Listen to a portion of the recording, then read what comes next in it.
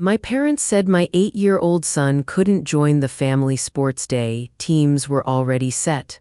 Later, I found out there were 124 people, most joined last minute. I didn't yell, I took action instead. 3 months later, my parents were at my door, in a full-blown panic.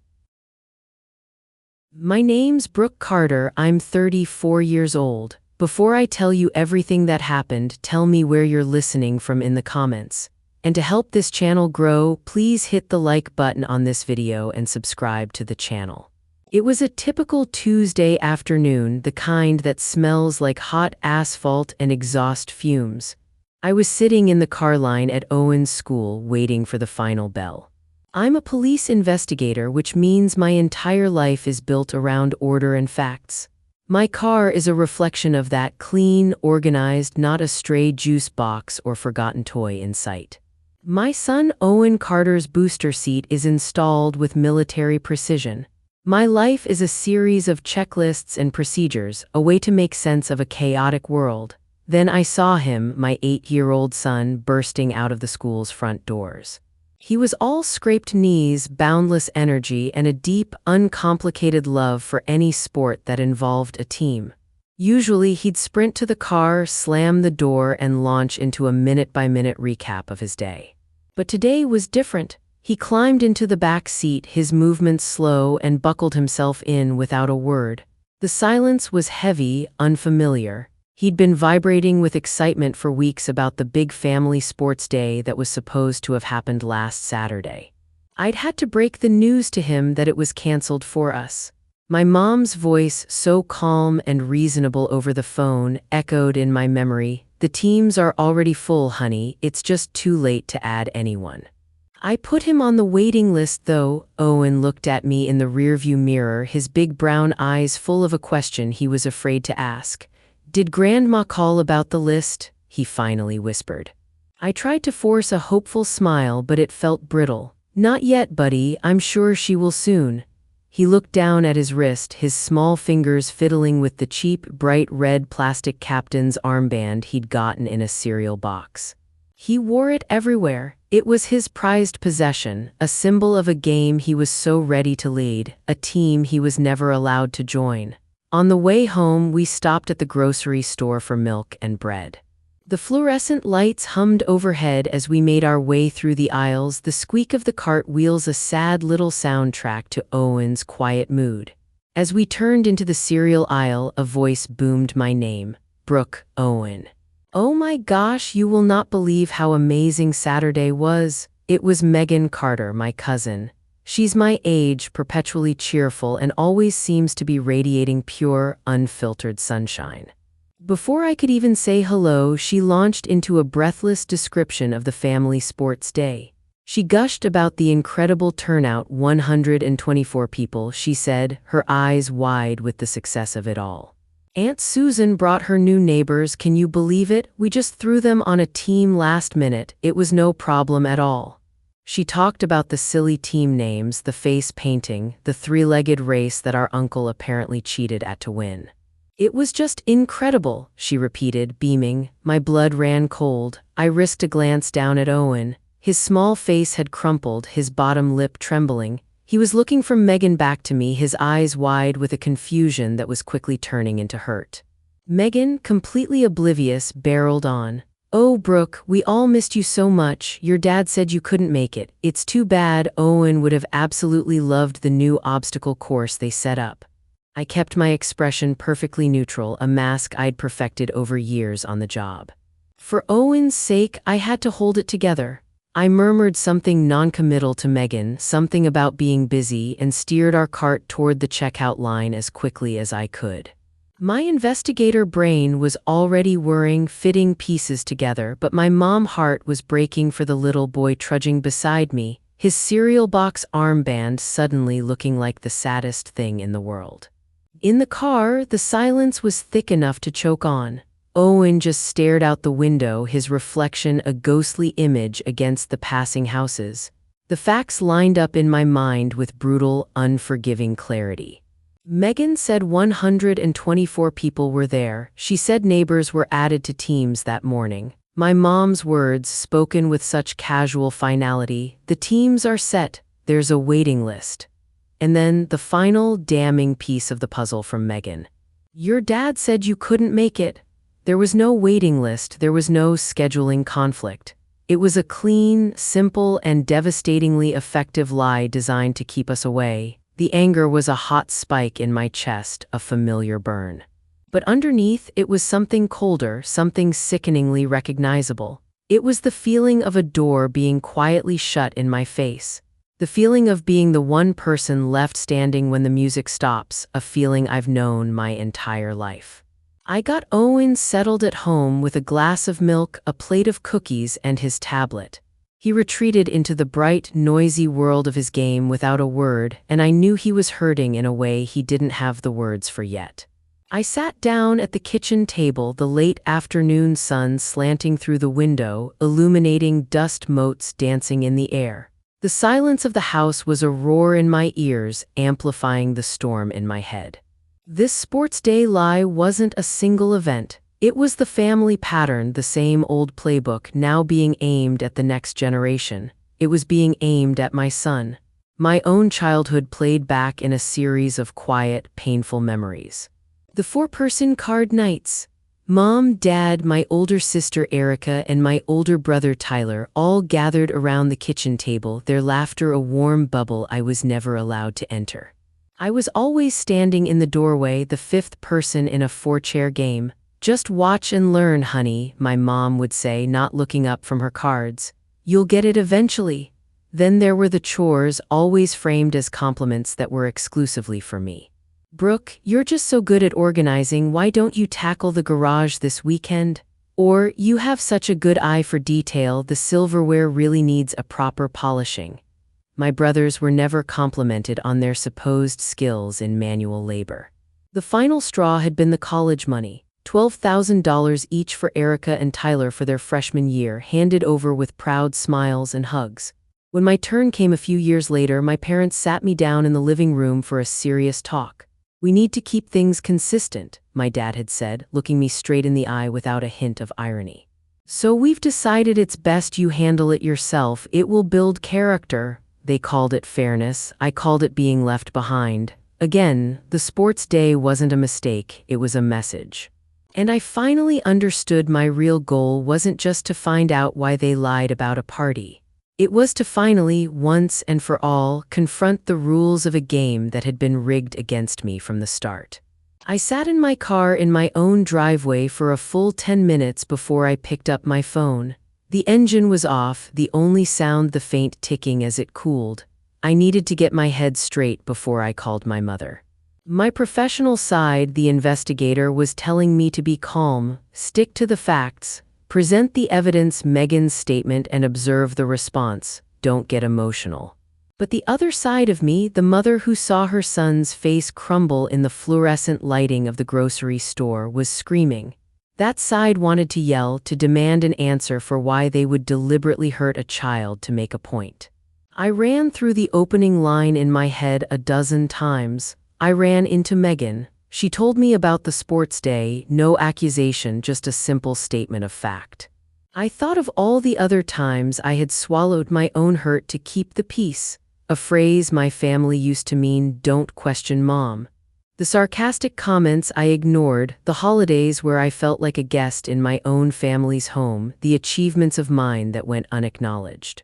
I always let it slide, but not this time. This was about Owen. That was the line they had finally, irrevocably crossed. I took a deep, steadying breath, found her contact in my phone, and pressed the call button. The ringing sounded unnaturally loud in the quiet car. My mom, Diane Carter, answered on the third ring, her voice a cascade of artificial cheer. Brooke, I was just thinking about you. How are you, sweetie? I kept my own voice level, a practiced calm I use with uncooperative witnesses. Hi, Mom, I'm fine. I ran into Megan at the store earlier. She told me all about the sports day. There was a tiny, almost imperceptible pause on her end before the cheerfulness kicked back in, maybe a little too bright this time. Oh yes, it was just wonderful. A bit chaotic with so many people, but so much fun, a real shame you had to miss it. I let the bait hang in the air for a second before I addressed it. That's actually what I was calling about. Megan mentioned you were adding people to teams that morning. You told me the teams were full 2 weeks ago. Her tone shifted on a dime. The warmth evaporated, replaced by a brittle, defensive edge that was all too familiar. It was the voice she used when she'd been caught. Brooke, you know how these things are. It's all last-minute chaos. You're making a mountain out of a molehill. Then came the classic line, the one she used to shut down any conversation that painted her in a bad light. It was just a simple misunderstanding. The words were meant to be an end, a wall, but today I was ready with a hammer. It wasn't a misunderstanding, Mom, I said, my voice still quiet, still controlled. You told me there was a waiting list. Was there a waiting list? The direct question threw her. I could hear her sharp intake of breath, followed by a theatrical sigh designed to convey how utterly unreasonable I was being. Honestly, Brooke, I can't be expected to remember every little detail. Why are you cross-examining me? It was just a party. She pivoted, expertly shifting the focus from her lie to my supposed instability. You've been so stressed lately with work and everything. You're always looking for a fight where there isn't one. It's a textbook gaslighting maneuver, and for the first time in my life, I refused to fall for it. I brought it back to the one thing she couldn't easily dismiss. You knew how much Owen wanted to go. He's been talking about it for a month. Why would you lie to him? Her response was a masterpiece of manipulation, the ultimate weapon in her arsenal. Her voice dropped, becoming soft and conspiratorial, as if she were letting me in on a secret. I was trying to protect you, honey. I knew you were so busy with that big case at work, and I just didn't want to add more to your plate. I was doing you a favor. It was a perfect, infuriatingly circular argument. She lied to help me. In her world, she was the hero of this story, the thoughtful mother protecting her overwhelmed daughter. I realized with a cold certainty that she would never, ever admit to the simple, ugly truth. She ended the call by saying she had to run, that we could talk later when you're feeling less emotional. I pressed the end call button and my hand was trembling, not with sadness but with pure, unadulterated rage. The call wasn't just a failure, it was an insult to my intelligence. The direct approach, my first and most straightforward tactic, had blown up in my face. She didn't just deny her lie. She wrapped it in a bow of supposed concern and handed it back to me, recasting me as the ungrateful, unstable daughter. This wasn't a spur-of-the-moment fib. This was calculated. She had her story prepared, her defenses ready. She'd probably been rehearsing it since the moment she decided to cut us out. The path forward narrowed. I couldn't get the truth from her. She was a brick wall of self-serving delusion. But my mind snagged on something else, a detail from my conversation with Megan. Your dad said you couldn't make it. My dad, he was part of this. He's usually the more straightforward of the two, the one who hates conflict more than he loves a lie. Maybe he would crack under pressure. The hope was a tiny, flickering candle in a hurricane, but it was all I had. This was no longer about getting an apology. I didn't think I'd even believe one if I got it. This was about establishing the facts. This was about finding the truth, no matter how ugly it turned out to be. I gave it a full 24 hours before I called my dad, Robert Carter. I couldn't go into this conversation hot. With Mom, I had let my anger get the better of me, even if I kept my voice calm. For Dad, I needed to be the investigator. I made the call from my desk at the precinct, surrounded by the cold, hard logic of my job.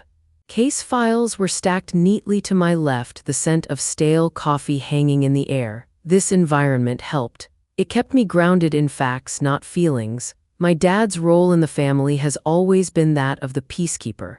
In reality, that means he enables my mother's behavior to avoid her temper. He will do almost anything to prevent a fight. My strategy was simple: don't give him an emotional argument to run from, just give him facts he can't deny. I wouldn't even mention my disastrous call with Mom. I would present this as a separate inquiry, me just trying to clear up my own confusion about what happened. In my head, I was building a timeline, a chain of events. My mother tells me the lie. Megan reveals a different story. Now, what was my father's part in it? This felt less and less like a family squabble and more like I was about to interview a person of interest who was actively protecting a suspect. I dialed his number and he answered on the second ring. His voice was cautious. "Brooke, everything okay?" Mom must have given him a full, dramatic report of our call. He was already on guard. "Hey, Dad. Got a quick question for you about the sports day." He immediately jumped to the pre-approved script, his words sounding rehearsed. Yeah, your mother told me you called. It was a shame you missed it. Just a crazy last-minute thing, you know how it goes." I let him finish his little speech, letting the silence hang for a beat. Then I presented my fact, cool and simple. "That's not what I heard, Dad. Megan told me that you told her I couldn't make it." The silence on his end was deafening. I could literally hear him breathing, a shallow, panicked sound. Finally, he stammered, "Well, you know, I didn't want people to think there were any issues. I was just trying to smooth things over." "Smooth what over, Dad?" I asked, my voice still level. "The only issue was that I was told the event was full and it clearly wasn't." He sounded completely exhausted, like the effort of maintaining the lie was physically draining him. "Brooke, please, can we just drop this? It was one afternoon, it's not a big deal." I refused to let him off the hook. I didn't raise my voice. I kept my tone flat, like I was taking a deposition. "I just need to know what you told people. Did you tell anyone else that we declined the invitation?" He let out a long, shuddering sigh, the sound of total surrender. "Yes, okay. A few people asked where you were and I said you had a scheduling conflict." It was an admission, finally, a crack in the wall, but it immediately created a bigger problem. "But we didn't have a conflict," I stated, leaving no room for argument. "We wanted to go." Owen was excited to go. Suddenly, he was defensive, his voice rising. "What was I supposed to say, Brooke? Was I supposed to tell everyone that your mother decided to uninvite her own daughter and grandson? Do you have any idea the kind of drama that would have caused in the family?" He actually believed he did the right thing. He was framing his lie as a favor to me, a shield to protect me from Mom's decision and the family's gossip. He wasn't just a passive bystander, he was an active accomplice. He didn't just stay silent. He built a cover story and disseminated it to the rest of the family. He wasn't protecting me, he was protecting my mother. The call ended with him almost begging me to let it go for the good of the family. That phrase has been used to silence me my entire life. I hung up the phone with a cold, heavy dread settling in my stomach. This wasn't just my mom being manipulative. This was a conspiracy. It was a small, petty, deeply personal family conspiracy, but it was a conspiracy all the same. My mother created the lie and my father reinforced it. They worked as a team, presenting a united front to the world, and that's their strength, that's my vulnerability. To the rest of the family, their story is now the official version of events. Brooke was invited, but she chose not to come. By questioning that, I'm not just questioning my mother's word, I'm questioning my father's. I'm the one rocking the boat. I'm being painted as the liar, the troublemaker. The problem was so much wider and more deeply rooted than I ever imagined. My options had narrowed to a razor's edge. I couldn't reason with my parents. I couldn't trust them. I had to find the weakest link in their chain of command, and that left my siblings. Dealing with my sister, Erica Carter, required a different kind of strategy. She has always been my mother's loyal lieutenant, the one who anticipates her wishes and carries them out without question. Calling her directly would be a mistake. She'd just deny, deflect, and immediately report back to Mom. Texting was better. It was less confrontational, and more importantly, it created a written record. I waited until later that evening. Owen was finally asleep, his soft breathing the only sound in the house. I was sitting on my couch, the blue light of my phone screen illuminating my face. I spent 10 minutes typing and deleting, making sure the message was perfect. It needed to be neutral, non-threatening. It needed to make me sound confused, not angry. The final version was simple. "Hey, weird question. Did you help Mom with the invite list for the sports day? There seems to be some confusion and I'm just trying to figure out what happened." I was giving her an out, an easy way to tell me the truth without feeling like she was betraying anyone. I was hoping that her fear of being caught in a lie was stronger than her loyalty to Mom. I remembered a time when we were kids, maybe 10 and 12. She broke a lamp and tried to hide it. She held out for a day against our parents' questions, but she confessed to me in a flood of tears because she was more scared of me finding out the truth on my own than she was of being grounded. I was banking on that old dynamic that deep down she knew I wouldn't stop until I had the facts. 15 agonizingly long minutes passed before my phone buzzed with her reply. The text itself was a giant, flashing red flag. "Why do you ask?" She wasn't answering my question. She was trying to figure out how much I already knew. It was a classic counterinterrogation technique. I typed back, keeping my tone light even though my heart was pounding. "Just trying to figure out if my invite got lost in spam or something." Owen was really disappointed. I used Owen deliberately. He's the one piece of this she might actually feel guilty about. Her next text was even more evasive. "Planning was a total mess. I pretty much stayed out of it." That was a bald-faced lie. Erica is a control freak when it comes to planning.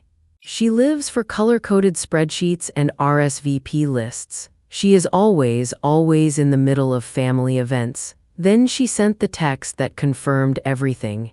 "You should probably just talk to Mom about it. It's better not to get in the middle of things." She wasn't an innocent bystander. She wasn't even just a witness. She was actively trying to obstruct me, to shut down my investigation. She was protecting them. I realized that texting was a dead end. She was too guarded on the screen. I had to get her on the phone where she wouldn't have time to craft the perfect lie. I hit the call button before I could second-guess myself. She answered immediately, her voice sharp with annoyance. "Brooke, I'm in the middle of something." "This will only take a minute, Erica," I said, my voice suddenly cold and hard. The friendly, confused sister was gone, replaced by the investigator. "Just tell me the truth. Were you involved with the email list for the party?" She tried to stick to her story. "I already told you. I stayed out of it." I didn't let up. I used the voice that I use in the interrogation room, the one that's quiet and calm and absolutely does not accept non-answers. "Erica, a simple yes or no. Did you manage the evite list?" The pressure, the directness of it was too much for her. She cracked. "Fine, yes, but it wasn't my idea, okay?" The confession came tumbling out of her, laced with a bitter resentment that told me she knew what she did was wrong. "Look, Mom called me 2 weeks before the event. She was all upset about something and said it would just be simpler if you weren't on the invite list. She told me to remove your email, so I did. It was her decision, not mine." There it was, the first piece of hard, undeniable proof. It wasn't a mistake, it wasn't a last-minute thing, it was premeditated. They planned this. They sat down and made a conscious decision to exclude my son. Hearing the truth confirmed by my own sister felt like a physical blow, a punch right to the solar plexus. It's one thing to suspect your family is capable of this kind of cruelty. It's another thing entirely to have it laid out so plainly. Erica, sensing my silence, quickly tried to backtrack to mitigate her own guilt. "I felt really bad about it, Brooke, I did, but you know how Mom gets. It was just easier than starting a huge fight with her." Her excuse made it 1,000 times worse. Her cowardice, her pathetic justification. She chose easier over her own sister, over her 8-year-old nephew who had done nothing wrong. She sold us out for the sake of a quiet evening. I didn't yell, I didn't cry. A strange, glacial calm settled over me. "Thank you for confirming that, Erica. That's all I needed to know." I ended the call before she could offer up any more self-serving apologies. The bridge between us wasn't just burned, it was a smoking crater in the ground. And with that, my mission changed. I was no longer just gathering information to understand what happened. I was now officially building a case, and there was one more person I needed to talk to, my brother Tyler.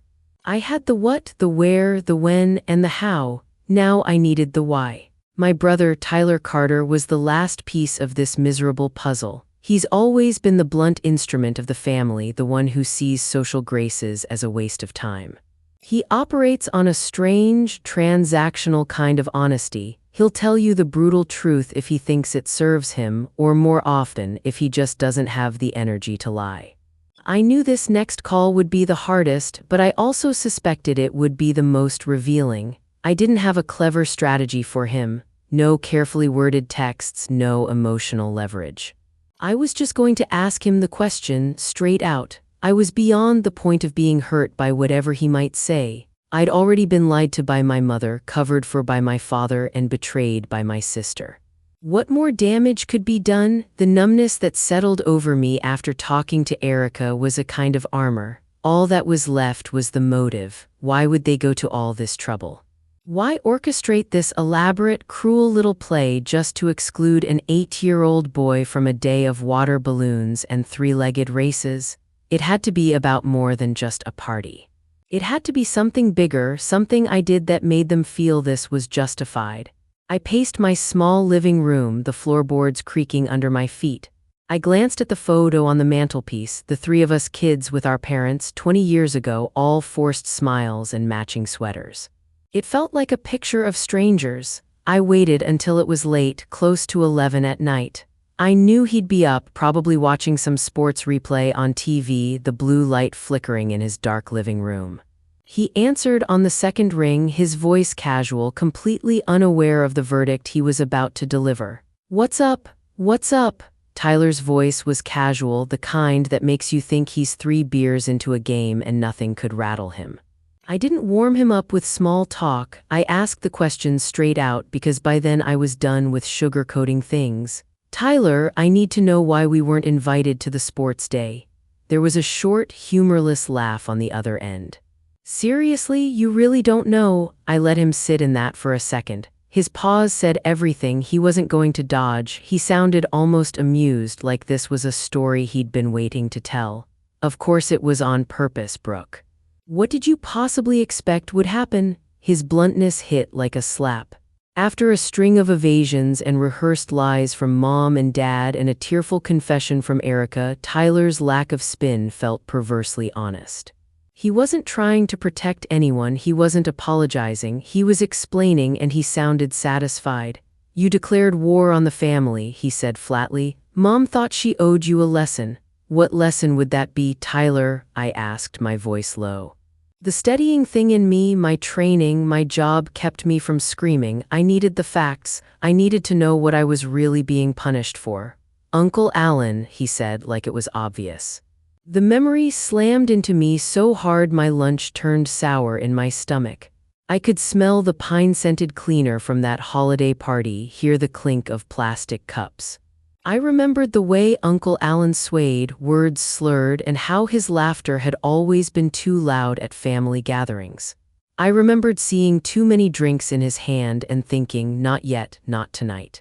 When he stumbled toward his car with the kids buckled in the back, something in me snapped. I'd barged out to the driveway and tried to stop him, my hands on the steering wheel, my voice sharp and panicked. He kept insisting he was fine. He kept insisting he could drive. I called it in. I did my job. I stepped back and let other officers take over. He got pulled over. He got a driving under the influence charge. He spent a night in jail and lost his license for 3 months. It was the right thing to do. Someone could have been killed, but the fallout was immediate and brutal. "People are mad you called the cops on your own family," Tyler said, still clinical. "They don't see it like you do, Brooke. To them you brought shame." Mom lost her temper about the humiliation on the block. This was how she handled it. She made a decision and told a bunch of people to just chalk you up as being busy. It wasn't just snobby exclusion, it was punishment. Hearing it out loud, stripped of whatever niceties I kept telling myself, was like being hit with cold water. They weren't punishing me with silence because they thought it was easier. They were punishing my son to make a point to me, interfere and you will lose your place in the family. They wanted me to understand that there was a cost to acting like I did toward Uncle Alan. "You mean they hurt my kid to get at me?" I said. It felt small and absurd and enormous all at once. "Yep," Tyler said simply. And you know what? It worked for a lot of them. They want things to be comfortable again. People like Mom don't handle being embarrassed. She needed to show everyone she could still control things. I listened to him talk about gossip and whispers and how the family had closed ranks. He didn't sound harsh. He sounded like someone reporting on the weather. That was the worst part. The cruel thing had been normalized. They'd made it an administrative decision, like deciding what to have for Sunday dinner. When I hung up, I felt strangely calm. There was a cold clarity in me that I hadn't had before. The pieces fit together into a pattern that wasn't about a party at all. It was about control and shame and the lengths they'd go to preserve an image. My parents had decided the easiest way to punish me was to hurt the one person I loved most. I sat very still on the couch, the room around me humming with the refrigerator and the distant sound of a car passing. The decision formed slowly, like ice spreading across a pond. I could try to mend this. I could delete messages, make calls, beg for forgiveness. I could swallow my pride and let them keep telling their version of the story. I could let them keep teaching the family that cruelty disguised as protection was acceptable. Or I could refuse. I thought of every time I'd been the invisible fifth at the table, every chore slipped onto my shoulders because I was good at it. Every little sign that my place in that family had always been conditional. And I thought of Owen, how he'd looked at me in the grocery aisle, the way he'd clutched that cereal box armband like it meant the world. He was 8. He didn't need to learn that family loyalty meant covering up dangerous mistakes. He needed to learn that we stand on the side of what's right, that love doesn't come with strings attached. I am done, I told the empty room out loud, like saying it would seal the choice. It felt inevitable once I said it. I was done letting their version of fairness decide whether my son belonged. I was done being complicit in a system that rewarded silence over safety. This wasn't a fit of anger. It wasn't a temporary withdrawal until they'd apologized. It was an irreversible choice to protect my son by building a new center of gravity, one that would reward kindness and include everyone except the people who had shown me they couldn't be trusted to keep boundaries that mattered. I knew what that kind of decision would cost me. I'd lose more than phone calls. I'd lose family routines, easy dinners, the soft, passive approval of relatives who'd always been convenient. But the cost of staying was higher. My job, my ethics, and my love for Owen left me no real third option. The next morning I woke up before sunrise with a strange energy, the steady kind that comes when you know exactly what has to happen. The house was quiet. Even the street seemed asleep. I made coffee and let the steam thicken the cold air of the kitchen. My laptop was already on the table. For the first time in a long while, my investigative instincts were for me instead of a case file. I opened a new folder on my desktop and named it Receipts. The name was blunt and necessary. This was what I do when something needs documenting. The quiet act of labeling felt like armor. I pulled up my phone and started hunting for anything that proved what I'd already learned.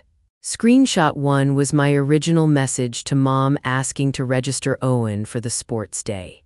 I saved the exact time and date with the image upright and clear. Screenshot 2 was her reply, "So sorry honey, the teams are already full. I'll put him on the waiting list." The timestamp showed it was 2 weeks before the event, and the optimism in her reply made the later truth feel like a deliberate betrayal. Screenshot 3 was my follow-up a week later asking for an update. It showed the polite question and the lack of reply that followed. I cropped each image to hide extraneous personal details, leaving only the necessary lines of text and the timestamps. I saved each file with a short, clear name, request 1, reply 1, follow-up, so there was no room for confusion later. My hands moved in a small, efficient rhythm: click, crop, save, label. The motions felt familiar and right, like closing a wound. I also dug through other messages, Megan's excited texts about the sports day, the family chat where photo after photo of laughing relatives was posted. I saved the picture of the crowd with the caption that thanked everyone who showed up, even the neighbors we invited last minute. It was evidence of the 124 people Megan had told me about. I printed a copy and slid it under a heavy glass paperweight on my desk like staking a claim. Physical proof felt important. Words on a screen could be deleted, but a printed page lived in another reality. As I assembled the file, my mood shifted from raw hurt to professional focus.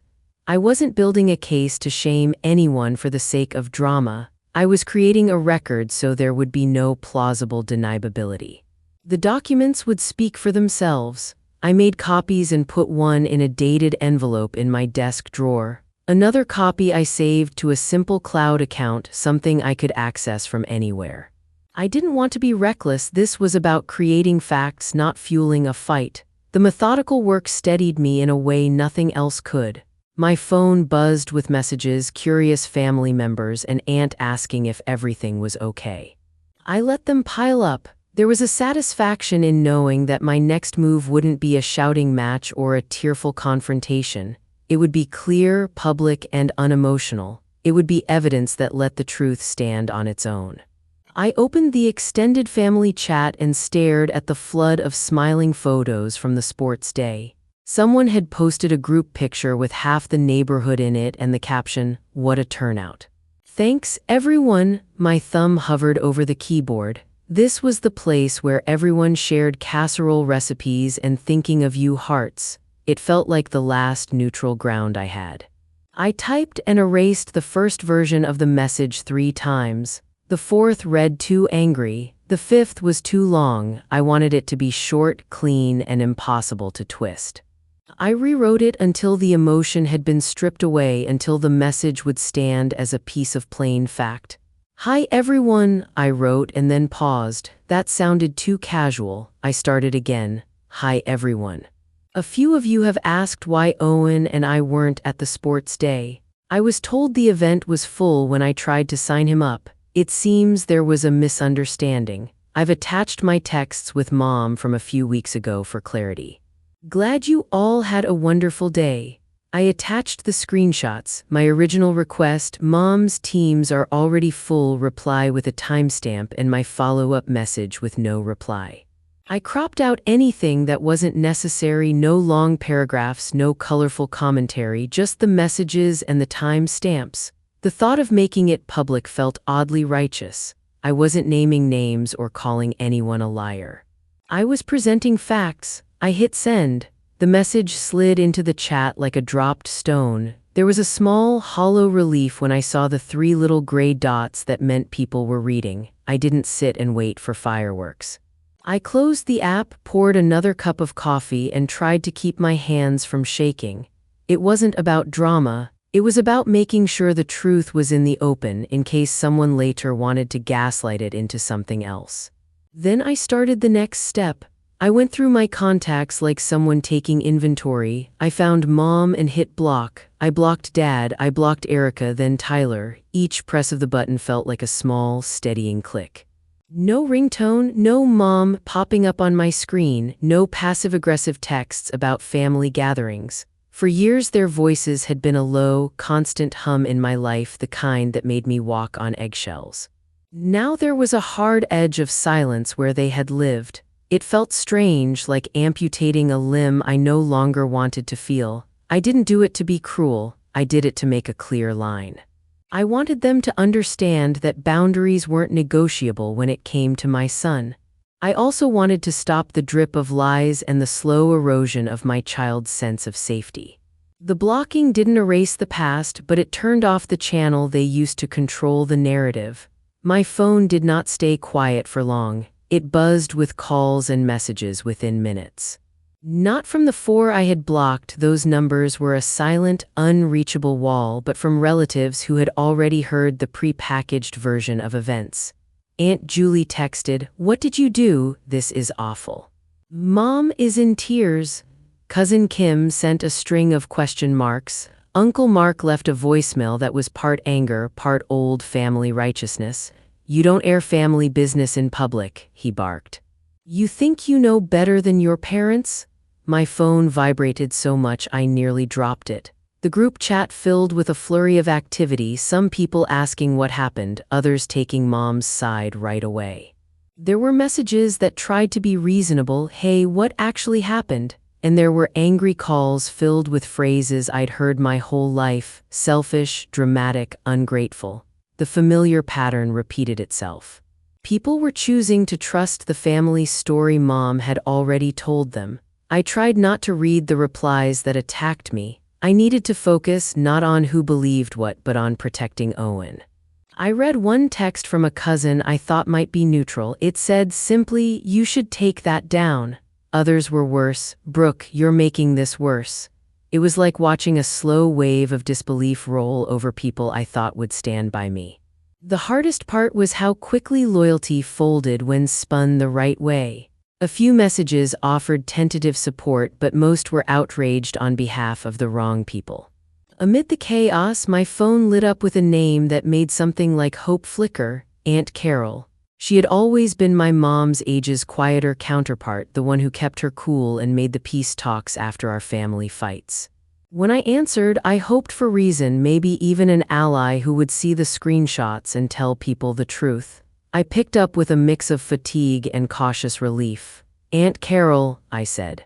Her voice was soft in that way that has always made people feel like children who have been caught sneaking a cookie. "Oh, Brooke, honey, what have you done?" The words landed like a hand on my shoulder, but not the reassuring kind. I waited for her to ask what happened. I expected curiosity, maybe even shock. Instead, she started telling me a story, mom's story, without giving me a chance to talk. "Your mother called me this morning," she said, the softness somehow more accusing than any shout. "She is absolutely devastated. She says she made a simple scheduling mistake and you've blown it up into a federal case to deliberately hurt her." I opened my mouth to correct her.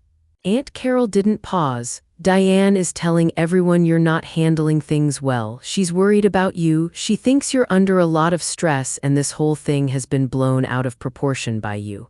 The pity in her voice felt worse than anger. It implied I was fragile and irresponsible, not wronged. It hit me how powerful a story can be. Aunt Carol had always been a steady presence, the one who smoothed ruffled feathers after Mom had been the storm. If she was repeating Mom's line without hearing mine, then the family narrative was already closed. It didn't matter that I had evidence. It didn't matter that my son had been excluded. In their eyes, I was the one making trouble. I tried to speak, but she kept talking in that same low, concerned tone. "Darling, I think you should just delete the post and call your mother, apologize, fix it. Why tear the family apart over a misunderstanding?" Her words were a gentle hammer trying to fold me back into the shape they all expected. For a moment, I felt the old urge to placate, to smooth things over like I'd done my whole life. Then I pictured Owen clutching that cheap red armband, looking at me like he was to blame. I swallowed and steadied my voice. "Aunt Carol, I have the texts," I said. "I made them public because I can't have my son taught that family loyalty means covering up dangerous behavior. This isn't about a misunderstanding." She sighed on the other end, a small, weary sound. "Sometimes things get messy, Brooke. People make mistakes. Your mother is hurt. Can't you just let it go?" Her words showed me exactly where the family stood. Let it go. That phrase had ruined so much in our house, but I also heard something softer under the judgment. Fear. Aunt Carol was afraid of the chaos ripping the family apart. She preferred calm over truth, like so many of them. Her call didn't comfort me the way I'd hoped. Instead, it confirmed how alone I was. Her voice was gentle, but it hit me harder than any shout. Aunt Carol didn't ask what happened. She told me what she'd already been told, and it wasn't my truth. "Your mother called me," she said, as if that settled everything. "She's devastated. She says it was one of those scheduling mistakes and you turned it into something awful to hurt her. People are worried about you, Brooke. They think you're under a lot of stress." I could feel my jaw tightening. The idea that my mother had already dressed the story up as my breakdown made my skin crawl. It was a neat trick: swap the roles, turn the person who was lied about into the person who was unstable, and suddenly people stop asking for proof. They start offering sympathy instead. They put up a cushion for Mom and label me the dangerous, dramatic one. No one had to grapple with the fact that an 8-year-old had been purposely left out. Everyone could just nod and say, "Oh, she must be stressed." Aunt Carol's voice shaped the narrative with such ease. She didn't sound cruel. She sounded concerned, like someone who wanted to stop a fight before it began. That was the worst part. When pity replaces curiosity, the truth dies under a soft blanket. She kept talking, not giving me a chance to hand over my screenshots or explain how I had been blocked, how Erica had admitted to deleting my email, how Dad had lied to other people. "Darling, maybe you should delete the post," she said. "Call your mother, apologize, and smooth this over. No one wins if the family splits." I could hear, under the advice, the fear of messy confrontation. Aunt Carol, like a lot of them, preferred peace even if it meant papering over ugliness. She wanted the calm that comes from covering up rather than cleaning up. She made it sound sensible, reasonable. I almost felt foolish for wanting more than what she offered, but the sounds of her sympathy were like a hand attempting to shove my evidence back into my pocket. The message from her was clear. The story we're allowed to believe is already written, and I was the one who had stepped out of line. Hanging up the phone left an ache that had nothing to do with family drama and everything to do with loneliness. Aunt Carol wasn't an enemy. She was the last person I hoped would be different. If she could be won over to Mom's version so quickly, then who could I trust? The older generation had chosen ease over truth. They had chosen to protect an image rather than a child. The last safe option, an ally who might help the facts get a fair hearing, was gone. I sat at my kitchen table with my coffee going cold and thought about what that meant. I had tried talking. I had tried presenting evidence to those closest to me. I had tried to appeal to reason. Each attempt had been sidetracked by explanations, excuses, and the comforting green cushions of pity for Mom. No matter how I framed it, the family machine kept grinding toward the same place. Protect Mom, shame the whistleblower, keep the peace. They were more invested in a tidy story than in fairness, so the choice had to be different. If I couldn't win by talking, I needed to change the terms of the conversation. I needed to make the consequence of their cruelty public in a way words couldn't erase. I had to build something that showed, plainly and kindly, what family could be if it wasn't organized around control. The plan wasn't just an act of revenge. It was a promise to Owen and a test of what community could look like when you design it to include rather than exclude. The idea came quickly once I gave myself permission to think beyond the phone calls. If they could use fairness as an excuse to erase us, then I'd create a space where fairness actually meant something. I pictured a sports day where every kid got a spot on a team, where adults modeled good behavior, and where no one could use a waiting list as a weapon. I imagined Owen wearing a real captain's armband and leading a team of kids who otherwise might have been left on the sidelines. I imagined neighbors and friends joining without the politics. There were obvious risks. I could fail. I could throw this big public event and have no one show up. I could end up looking chaotic, proving Aunt Carol's worst fears. I could feed the story that I was a loose cannon. But that fear felt smaller than the alternative, letting my son learn that cruelty was a family value. If I failed, I would still have tried to make a better thing. If I succeeded, the center of gravity in our little world would begin to shift away from the people who had weaponized family against us. The first real step was practical: make a list. I wrote down what I'd need: permission for a park, cones and pennies, snacks, a few volunteers to help manage kids, and a simple set of rules everyone could follow. Rule 1 had to be non-negotiable: everyone plays. Rule 2 would be that adults model kindness. No speeches, no apologies required, just a set of expectations that made it easy for people to be good to each other. I jotted down the names of people who might help. Sam Reed at the community center had been generous with space in the past. Paula Grant next door had a knack for organization and a little stash of party supplies. I could hear their voices in my head agreeing before I even called. The plan felt both enormous and right. It was public, visible, and deliberately kind. It would let the kids be kids while letting adults see in daylight and laughter what they were missing. it would be a quiet, practical lesson. Cruelty can't hide when fun is built for everyone. This wasn't about humiliating my family so much as it was about building something new where there was room for joy. If Mom and Dad wanted to keep their dinner table, fine. We would build our own picnic blanket. The week after I hit send in the family chat turned out to be worse than I had feared in one way and stranger in another. Anger came fast and loud at first, calls, voicemails, texts that tried to shame me into taking it down. Then, like a wave passing, the noise subsided and a different thing took over: silence. The angry voices retreated and left a quiet so loud I could hear the house settle at night. I watched the group chat become a stream of photos and so-called family moments where I was invisible. There were pictures of an impromptu barbecue at Aunt Julie's where kids ran through sprinklers, and a cousin's birthday cake with everyone smiling in a way that felt staged for a life I was no longer part of. It wasn't just the chat. I saw the rituals I had counted on to mark time: Sunday dinners, holiday plans, casual phone calls, continue without me. I got used to scrolling through photos and seeing faces that used to mean connection now mean exclusion. It felt like being watched through a window from the inside of a life I used to share. That absence was brutal because it was deliberate. They weren't calling me out or attacking me anymore, they were pretending my family didn't exist. Paula knocked on my door the second day. She held a paper bag with muffins and the kind of look that says someone has seen something they don't want to look away from. "Everything okay?" she asked, but she didn't wait for a full answer.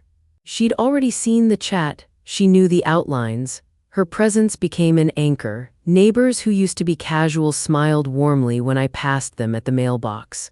A few friends from work sent texts offering support and asking if they could bring supplies for whatever I was planning. Those small acts of kindness were like stitches in a cloth that had been torn. At night, when Owen fell asleep and the house quieted, I let myself think about the cost. I missed family rituals even as I knew they had been built on rules that weren't fair. The silence made me question whether I was doing the right thing or just making an enemy out of people who'd always been comfortable. But when I pictured Owen's face in the grocery aisle, when I pictured him clutching that cereal box armband and trying to make sense of why he wasn't invited, I knew exactly what I couldn't let happen. The plan wasn't just strategy anymore, it was the promise I'd made when he asked if it was his fault. The silence around me had tried to pressure me into giving up. Instead, it pushed me to build louder with kindness, to create a place where our laughter would drown out the quiet. The real blow came a few nights after the phones quieted and the angry messages stopped. I was on the phone with my one cousin who still seemed to think for himself, trying to explain the whole thing without getting sucked back into the old language of family peace. My voice kept breaking on the important bits. I didn't hear Owen creep into the doorway, I didn't hear his small feet padding on the rug. He stood there with that cheap red cereal box armband in his fist, watching me. When I said, out loud and angry and exhausted, "They punished him to get to me," he tilted his head the way kids do when they're trying to understand something big and confusing. "Mom," he said, so small it stopped me. He looked like somebody had taken part of him away and he didn't know where it went. Was it my fault? Did I do something wrong to make Grandma mad? Everything in me went to pieces in that instant. I couldn't hide it. I sat down right where I was and he came over and climbed up beside me like he did when he was little. He put his head against my shoulder and I could feel his breath hitch. It was a small, ordinary sound that carried the weight of the whole world. Did I do something wrong? I wrapped my arms around him the way you do when someone needs to know they're not alone. Tears came without permission, slick and hot, because the thing I'd been fighting for had become simple: the safety of this small, trusting boy. I had put him in the middle of something messy and he thought he was the cause. That guilt was sharper than the anger I'd felt at my family. It was my worst failure on fast forward and it hurt more than any insult. I had to be careful with my words. Kids need truths that are simple and solid. I wiped my face on the sleeve of my sweatshirt and looked him in the eyes. "You did nothing wrong," I said slowly, the kind of slow that lets the meaning sink in. "Absolutely nothing. This is about grown-up problems that have nothing to do with you. But they left me out, he said, voice small and raw. I know, I said, and that was not fair, so we are going to do something about it. The idea I'd been juggling in my head for days suddenly had a face. I promised him the sort of thing that people promise their kids and mean it with everything in them. I'm going to throw you a sports day, I said. A better one, and the #1 rule will be everyone gets to play.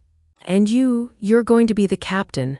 His eyes got big and bright like someone flipping a light switch. Really, me? Really, I said. You'll have a real armband, none of that cereal box stuff. You'll help pick the silly team names. There will be water balloons and a sack race and face paint if you want it. And I'm going to make sure the rule is simple. Everyone plays, no waiting lists, no grown-ups deciding who belongs. He grinned, a mess of chipped teeth and dirt under the nails, the kind of grin that makes you feel like the sun came in through the window. He threw his arms around me in a hug, and I felt that promise settle into my bones. It was a small, fierce thing, a promise to protect him, to make his childhood something joyful and fair. It was also, quietly, the start of my plan. I wasn't doing this to humiliate anyone. I was doing it to give Owen the afternoon he deserved and to show people clearly, kindly, what family could actually look like. The morning of the comeback games arrived bright and clear like a fresh page. I had spent weeks making lists and calls, sweating over the details until I could breathe the plan in my sleep. Sam Reed at the community center had been practical and kind. He'd helped me book the local park for a Saturday for $6.50 and lent me a storage bin of cones when I couldn't afford everything new. Paula Grant, my neighbor with the laugh that fills a room, had offered to run the snack table and had a drawer full of old party supplies that looked like treasure. I bought fabric captain's armbands that velcroed on, nothing fancy but real. I made signs with big block letters, comeback games, and Rule 1, everyone plays, Rule 2, adults model kindness. I taped Rule 1 to the snack table so it was impossible to miss. When we arrived, the park smelled like cut grass and sunscreen. The playground's slides glinted in the sun, and the field was a patchwork of bright shirts and folding chairs. My heart thudded like it might jump out of my chest, but it was a good kind of thud. People started to show up, neighbors I barely knew but recognized from morning drop-offs, coworkers who'd said yes when I'd texted them that this was happening, and a few cousins whose messages had felt unsure at first but who apparently wanted to come for the kids. Sam had set up an obstacle course with cones and hula hoops. Paula put out bowls of pretzels, fruit, and juice boxes on a table covered with a bright cloth. Someone had brought a speaker and a playlist of songs kids knew every word to. I watched Owen when he saw the real fabric armband. He ran his fingers over it like it was a new kind of treasure. He wore it with the humility kids have, like he knew it was special, but not because it made him better, because it meant he had a role. He took his captain training seriously, herding shy kids toward teams with tiny nudges. "This is Pickle," he announced to a kid with a ponytail who looked uncertain. "You're with Pickle. Don't worry, we'll win." He handed out pennies like a tiny coach, helping kids tie them so they wouldn't come loose in the sack race. When a kid started crying because they missed their mom, Owen put an arm around them without being asked. He was small and fierce and entirely himself, and that was the whole point.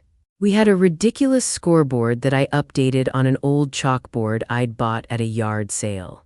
Teams were named with the kind of silliness that made everything feel less serious. Pickle, Tornado, Left Sock, Sneaky Penguins. The three-legged race was a disaster of limbs and laughter, and the water balloon toss ended with everyone wet and giggling. The face painting station was a masterpiece of mismatched stars and dog faces. People talked, really talked, not the forced kind of chatter at family dinners, but easy conversations over who made the best pancake or which teacher assigned the worst homework. Kids who'd only ever seen each other in the school pickup line played tag until their faces were red and proud. There were more empty chairs than I had people, purposely set like a quiet invitation. I could see them from where I stood near the sign-in table, rows of folding chairs, each waiting for anyone who needed a place. It was a small symbolic thing, but it mattered to me. It said clearly, everyone is welcome. Not everyone came from blood, but a surprising number did. Aunts and uncles I've only seen sporadically showed up with kids in tow. Cousins I thought would avoid me came and sat by their children and didn't make a scene.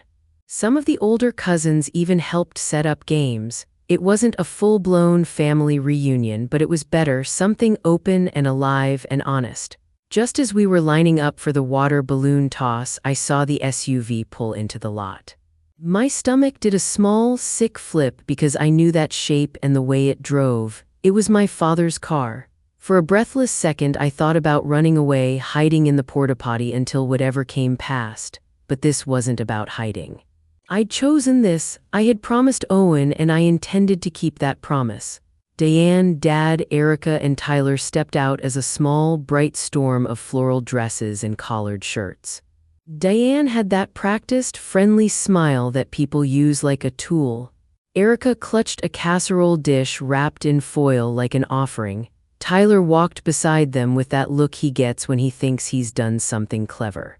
They carried themselves as if they'd been invited to the center of things. They were smiling, waving, bright and normal in a way meant to show they belonged. A hush rippled through the group closest to them, not a mean hush, not angry. Just the sound of people pausing and deciding how to behave. I felt a wash of heat at my neck but kept my shoulders steady. I'd rehearsed this moment in my head 1,000 times. I caught Paula's eye across the field. She gave me a barely there nod, simple, solid, exactly what I'd need. They moved toward a group of my neighbors, Diane practically chirping, "Oh, Susan, how lovely to see everyone." Susan smiled politely. She had been one of the people I worried about. She'd been on the fence in messages. Now she took Diane's offered hand, thanked her for showing up, and then, to my surprise and quiet relief, turned back to her conversation and didn't offer the casserole a place at her table. She listened, smiled, and then kept going. People who knew my plan had decided not to engage. Dad tried a casual half-hug on one of my coworkers, a man I'd KG introduced at a holiday market last winter. The man stepped back a fraction and said, "Good to see you, Robert," in a way that was polite and nothing more. The polite indifference spread in small, human ways. Chairs didn't open up, hands didn't reach out for casseroles, conversations didn't stop. Erica and Tyler hovered with their dishes like people waiting for a seat that never came. Their kids, they were immediately pulled into games. A cousin called Jake over with a shout, "Tornadoes need a goalie," and he sprinted away, hysterical with joy. Watching them stand there, visible and not seen, felt strange. I wasn't gloating. I wanted them to be welcome. I wanted Mom to be, because I wanted the family to be different. But seeing how quiet the room became when they tried to insert themselves taught me something essential. People could choose to be better if given the chance. The silence wasn't a punishment. It was a clear, public boundary that didn't rely on me to enforce it with anger. It was the community saying, without shouting, that cruelty wasn't part of the rules here. They stuck around for maybe 40 minutes, walking from group to group with polite smiles that grew thinner. No one insulted them, no one raised their voice. People simply didn't make room. The casseroles remained wrapped in foil, the salads untouched. The worst part for them, I think, was the only part I wanted. Their children were laughing, playing, and belonging in the exact way they'd tried to deny my son. They left with their dishes cooling and their faces set in that tight-line look of people who realize their usual tools no longer work. When the SUV pulled away, a cheer rose up from a pile of kids covered in grass stains. Owen was doubled over laughing with a partner from the left sock team, triumph smeared on his cheeks. I felt a tide of something like peace roll through me, not vindictive, not reckless, just the steady knowledge that I'd kept my promise. The comeback games were messy and loud and full of sun and mud. They were everything the old family rules were not. They stayed for 40 minutes, then left. I watched them pack their casseroles back into foil, their smiles folding into something tight and small. They moved from circle to circle like people carrying plates at a wake, offering practice chat and getting polite nods in return. No one shouted, no one called them out. People simply kept talking to each other, leaving a quiet space between the four and the rest of us. It wasn't cruel, it was clear. I saw Dad stop and look at his own child playing on the field, that small, bright kid who didn't know any of this had happened. Mom glanced over at their casserole in her hands, then at the circle of kids who had just finished a three-legged race, their shoelaces tangled and faces muddy. Erica's smile thinned. Tyler's jaw tightened. They realized, slowly and in public, that their usual tools, gossip, charm, social pressure, weren't going to drag anyone back into their story. They tried small talk once more, then drifted away, their footsteps leaving the field quieter than when they arrived. The worst part for them, I think, was watching their own children run into games without a second thought. Jake, Erica's boy, was chasing a ball with Owen and another cousin, breath coming fast and happy. He didn't look back. He didn't need to. They left with their casseroles untouched and their faces set in the way people look after they've walked into a place and discovered there is no applause waiting for them. As they walked to the car, Diane gave Dad a tight, angry nod, like some small show of solidarity. They didn't slam the door, they didn't make a scene, they simply packed up and drove off. The lot smelled of grass and sunscreen, and triumph boiled down to something quiet, the steady sound of kids cheering. I watched Owen, who had just fallen in a pile of giggling bodies, lift his head and grin. He was safe. He was happy. That was everything. 3 days later, the doorbell rang. I opened it to find them on my porch, Mom, Dad, Erica, Tyler, grouped together like a small, frightened committee. They looked worse than they'd looked at the field. There was a kind of panic in their eyes I hadn't seen before, the helpless panic of people whose usual social gravity was shifting. Mom spoke first, voice trying to be normal. "Brooke, what was that?" "What are you doing?" Tyler's face was the one that gave it away. He blurted it out before anyone could shape it into a softened lie. "Aunt Carol is starting a new family chat. We're not in it. People are planning Cousin Jenny's baby shower and nobody's calling us." He sounded like someone who'd just discovered his bank account had been closed. They weren't there to apologize. They were there because their world had gotten smaller and they wanted it back. For decades, Mom had been the center of social gravity in our family. She orchestrated dinners, she decided who got invited to what, and people fell into place. The comeback games had shifted something. The community I'd built, neighbors, school friends, some cousins who'd quietly shown up, had become a place where cruelty couldn't hide. People were planning gatherings in a new chat that Mom wasn't running. Invitations were being made without her say-so. That terrified them. They demanded I fix this, as if rewinding the last week would stitch everything back into the old shape. "Take the post down," Dad said, desperate. "Tell everyone it was a misunderstanding." Erica tried to sound reasonable. "Please, Brooke, stop this, it's tearing the family apart." I didn't invite them inside. I stood in the doorway, calm but firm. The house was warm, the light slanting in, and behind me I could hear the faint sound of Owen laughing on his tablet. "Ordinary, ordinary, ordinary." My voice was steady. "I can't fix it," I said. "There's nothing to misunderstand." They looked at me like they'd expected a different kind of reaction, maybe tears, maybe begging, something they could twist into reason. I gave them none of it. "This isn't a punishment," I told them, looking each of them in the eye. "It's a boundary. You used my son to teach me a lesson. You proved that you are not safe for him or for me. My only job now is to protect him from that." Mom's face shifted, a balance of anger and a flicker of regret, but she didn't say sorry, not in a way that sounded real. They all stood there, mouths moving as they tried the usual lines. They were used to emotional reactions they could manipulate: guilt, tears, explosive arguments. They didn't have a response to a quiet, simple fact. "My first job is my child's safety." I said the thing that mattered most. "Your kids will always be welcome," I told them. "You are not. Those are the new rules." They stared, stunned, into a silence that felt heavy and final. I closed the door gently, as if marking the end of one chapter and the start of another. The sound of the latch felt like the click of a lock on a door that would stay closed until real change happened. The house smelled like coffee and fresh laundry when I went into the living room.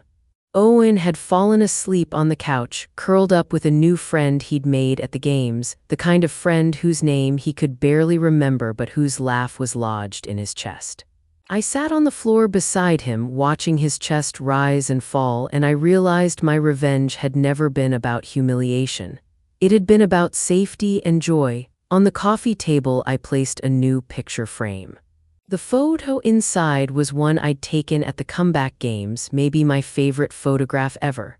Owen was in the middle of a noisy group of kids, the fabric captain's armband snug on his arm, his grin so wide you could see the gap where a tooth had recently fallen out. Kids were climbing over each other, someone had a smear of face paint across their cheek, and you could see a hand mid-throw in a water balloon game.